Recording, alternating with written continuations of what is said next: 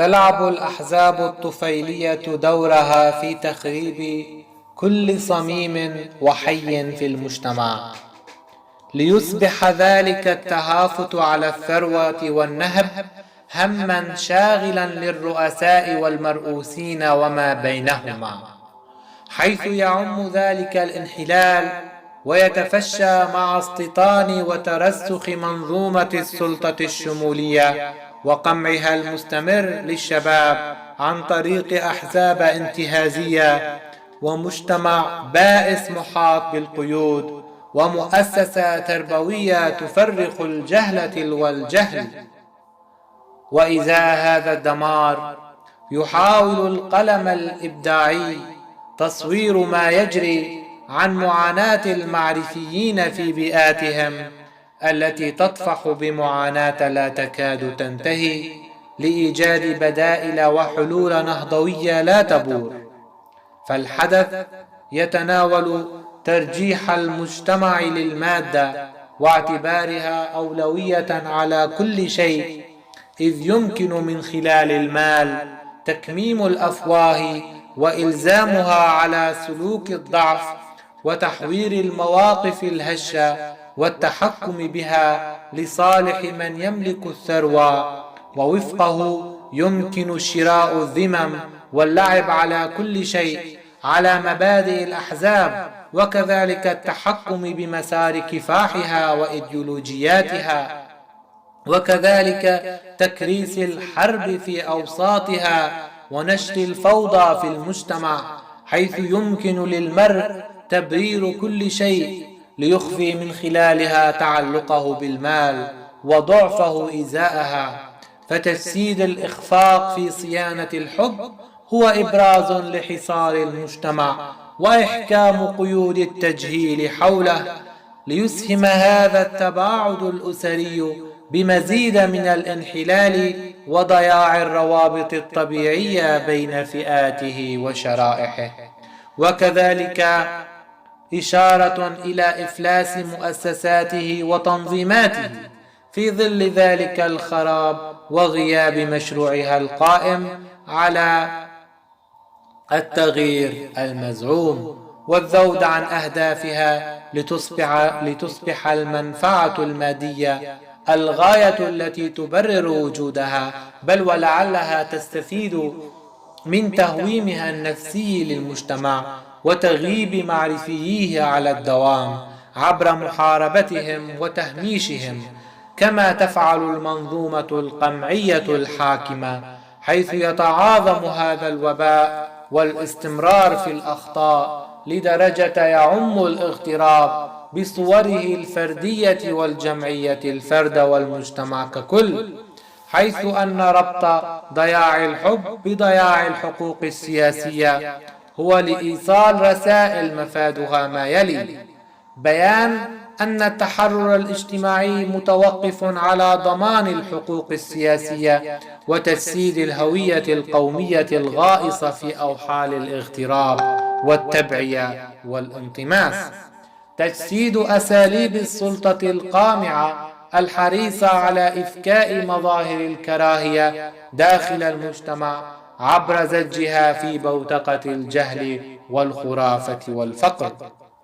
مكافحة النخبة المعرفية الشابة وتقويضها عبر دفعها لصدامات نفسية بينها وبين العائلة وتصفيتهم روحيا وفكريا واستنزافهم عبر الحفاظ على التقاليد القائمة على أساس المنفعة والأنانية والاستبداد، إظهار بؤس الجانب التربوي وانعدام وجود آليات إصلاحية جديدة تحد من التجاوزات التي يتعرض لها الأطفال إن في المدرسة أو خارجها، فساد التنظيمات الحاملة في ذهنيتها روح الانشقاق والعجز عن مواكبة تطلعات الشعب في نهضته وحريته وسلوكها مسلكا منسجما مع السلطة التي تعارضها عبر إقصائها للشباب الساعي إلى التغيير الجوهري. تجسيد طبيعة المجتمع الذكوري والنظام الأبوي الذي اعتمدته قيادات الأحزاب الكردستانية في سوريا، وما لها من رواسب ونتائج على شريحة الشباب وقدراتهم على التغيير وصعوبة انقيادهم وتبعيتهم لإملاءات حزبية لا تتناسب وطموحاتهم،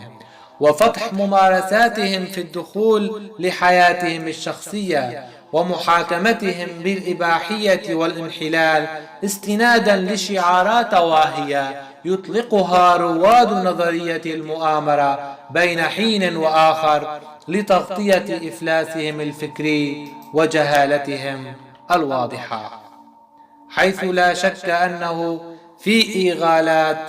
لدلالات وسياقات اللغة الطافحة بالتأويل والإسقاطات الفكرية والسياسية والغائصة أيضا في روح الفلسفة يمكن أن نوغل أكثر للحديث عن مستويات الخطاب الوجداني وعن تلك النزعة الذاتية التي تقوم بمحاورة الذات وتعبئتها بحس الانتماء لجوهر التراجيديا وهولها وآثارها على الحالة العامة للناس وكذلك سلوكياتها.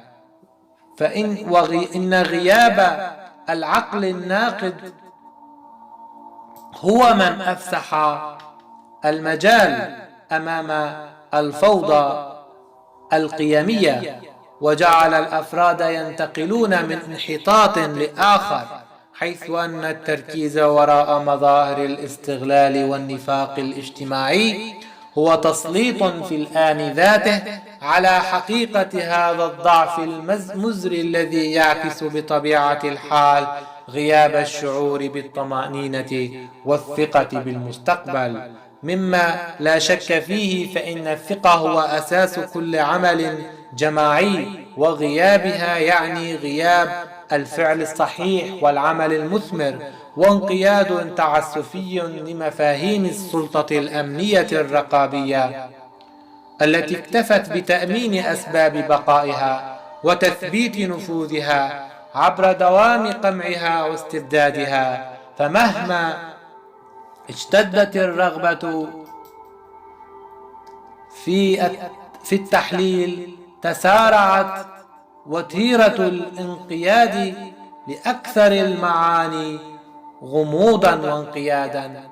بغية كشف الغطاء عنها وإبرازها لتكون بمستوى الفهم والإدراك السلس والجيد. وهكذا نجد انعدام الروابط القائمة على الحب والاحترام داخل العائلة، ونجد سيطرة العلاقات الانتفاعية إلى جانب الحاجة المتراكمة والألم العميق، حيث صعوبة الحياة والفقر وفساد المؤسسات وطغيان الاستبداد في العائلة والمدرسة جعل المجتمعات تعيش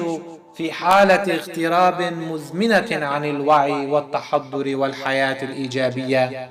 إثر استبداد الخطاب الذكوري الاستعلائي الخالي من أي مظهر حضاري، وكذلك تحطم تلك البنى الأخلاقية الطبيعية، بل وانعدام تأثيرها داخل مجتمعات تعيش في سباق صعب لنيل معقولية الحياة الطبيعية، حيث يحارب أفرادها على حدة قسوة الحياة الناتجة عن الفقر والمعاناة، إلى جانب ضعف الشعور بالمسؤولية، حيث أن فساد المؤسسة التربوية بشقيها المتعلق بالتأهيل والتعليم جعل الأفراد في حالة تشرذم والعائلة في حالة تمزق، كل ذلك حال بين رؤية تلك الحرية في الواقع.